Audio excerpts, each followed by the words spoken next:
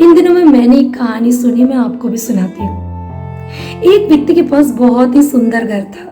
एक दिन एक जवान आदमी उस घर को खरीदने के लिए उसके पास आता है। उसने बहुत पैसा और कई सुविधाएं देने का प्रस्ताव रखा, लेकिन घर के मालिक ने मना कर दिया क्योंकि वो घर उसे बहुत प्रिय था। कुछ दिनों बाद वो जवान फिर आया, लेकिन इस बार उसकी मांग बहुत अजीब थी।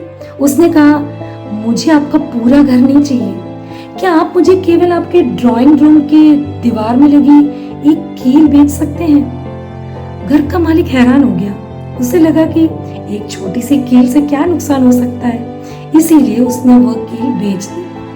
कुछ दिनों बाद वो आदमी फिर वापस आया, लेकिन इस बार उसके हाथ में एक सड़ी गली लाश थी। उसने उस लाश को उसी कील पर टांग दिया जिसे उसने खरीदा था। धीरे धीरे उसकी दुर्गंध पूरे घर में फैल गई।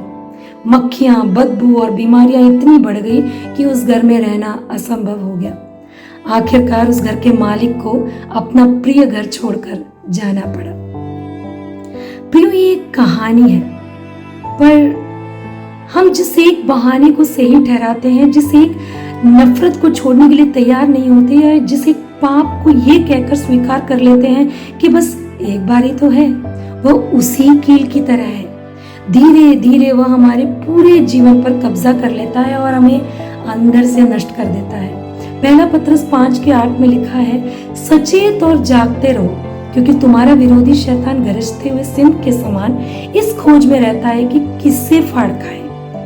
प्रियो, शैतान को कभी भी अपने जीवन में छोटी सी जगह भी मत दो। जब हम अपने हृदय, अपने विचारों और अपने पूरे जीवन को परमेश्वर को समर्पित कर देते हैं, तब शत्रु के लिए प्रवेश करने की कोई जगह नहीं बचती। शैतान आपके जीवन को एक ही दिन में नष्ट नहीं करता, वो पहले केवल एक छोटी सी जगह मांगता है।